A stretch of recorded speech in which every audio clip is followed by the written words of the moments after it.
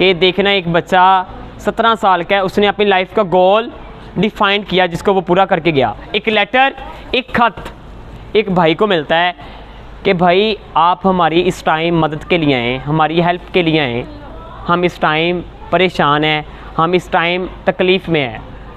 भाई कहते हैं मेरी बहन आपको क्या मसला है, आपको क्या प्रॉब्लम है।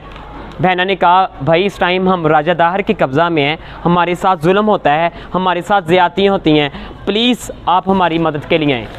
17 साल का नौजवान है, वो उस लेटर को लेता है। उस टाइम मुसलमानों के बादशाह वलीद बिन अब्दुल मालिक के पास आ जाता है। आकर कहता है सर इस टाइम हमारी बहनें, हमारी बेटियाँ राजा दाहर के कब्ज़ा में हैं, क्या आप हमारी मदद करेंगे। आपने कहा भाई बेटा इस टाइम हमारी जो फ़ौजें हैं दूसरे ममालिक में गई हुई हैं, इसका मेरे पास हल नहीं है। हाँ इसका एक हल है, कल यहाँ में दरबार में तीरबाजी, नेज़ाबाजी, तलवारबाजी का मुकाबला है, अगर वहाँ आप पार्टिसिपेट करें शायद इसका कोई हल निकल आए। भाई अब कल वहाँ पे सुबह मुकाबला है, वलीद बिन अब्दुल मालिक का भाई ललकार कर पुकारता है सलमान बिन अब्दुल मालिक है मेरे साथ कोई मुकाबले के लिए। 17 साल का नौजवान है, चेहरा उसने अपना ढांपा हुआ है, ना उसके सर पर खोल है ना ज़ीरा है।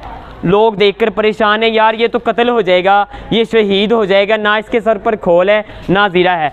वलीद बिन अब्दुल मालिक ने आपको देखा, वो भागकर आपके पास आया, उसने आकर कहा ऐ 17 साल के नौजवान आप कत्ल हो जाएंगे, आप शहीद हो जाएंगे, ना आपके सर पर खोल है ना ज़ीरा है। आपने फरमाया अगर मालिक ने मेरे हाथ पर सिंध को फ़तह करना लिख दिया है, अगर मालिक ने मेरे हाथ पर सिंध को फ़तह करना लिख दिया है, अगर मालिक ने मेरे हाथ पर सिंध को फ़तह करना लिख दिया है, ये तलवार, ये तीर, ये निज़ाम मेरा कोई नुकसान नहीं कर सकेगा।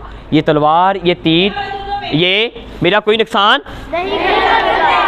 वही मुकाबला होता है, वहाँ 17 साल का नौजवान मुकाबला जीत जाता है। सलमान बिन अब्दुल मालिक से 17 साल का नौजवान जीत जाता है। लोग उस 17 साल के नौजवान को देखने के लिए बेताब हैं, ना उसके सर पर खोल है ना ज़ीरा है, सिर्फ उसने अपना चेहरा ढांपा हुआ है।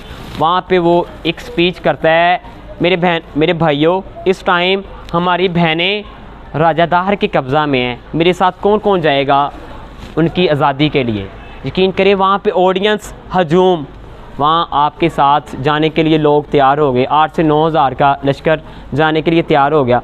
जब आप वहाँ पहुँचे राजा दाहर के इलाके में, उनका लश्कर जो अब है वो 50 हज़ार का है। मुकाबला होता है, मुकाबला मोहम्मद बिन कासिम जीत जाते हैं। मुकाबला मोहम्मद बिन कासिम 17 साल का नौजवान जीत जाता है। और राइटर लिखते हैं अगर मोहम्मद बिन कासिम कुछ साल और ज़िंदा रह जाते, पूरा हिंदुस्तान फ़तह हो जाना था। बेटा ये बंदा वो है, ये शख्सियत वो है जिसने अपनी लाइफ का पर्पस डिफ़ाइन किया जिसको वो पूरा करके गया। अपनी लाइफ का पर्पस डिफ़ाइन किया जिसको वो बेटा अगर आपके पास भी कोई गोल है, मेरे छोटे छोटे भाइयों के पास, अगर आपके पास भी कोई पर्पस है, अगर आपकी लाइफ में भी कोई मकासद हैं, यकीन करें आप भी पहुंच जाएंगे। हाँ अगर वो मकासद, अगर वो पर्पस इनके लिए है, इस इंसानियत के लिए है, इस वतन अज़ीज़ के लिए है, सबसे बढ़कर इस्लाम के लिए है, आप लाजमी वहाँ तक पहुँच जाएंगे। आप मुझसे पूछेंगे सर किस तरह पहुँच जाएंगे।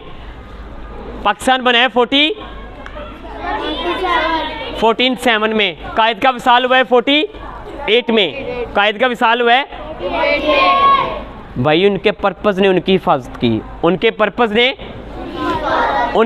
ने उनकी मैम एक जंग हो रही है, जंग में एक टाइम ऐसा आ गया साहबा ने आपस में डिस्कस किया यार अगर हम ये दीवार पार कर लें हम ये जंग जीत जाएंगे, अब उनके पास वो दीवार पार करने के लिए कोई तरीका, कोई रिसोर्स नहीं है।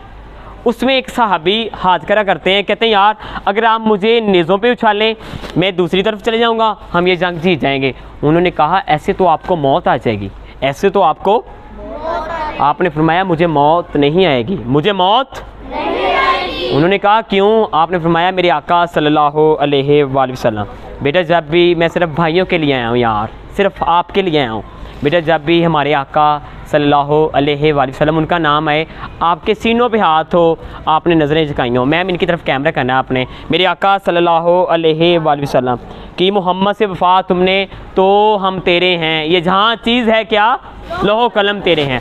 आज आपने पूछना है अपनी मामा से, अपनी मैम से ये इकबाल फरमा रहे हैं अगर आपने उनसे वफा कर ली फिर लोहो कलम आपके हैं।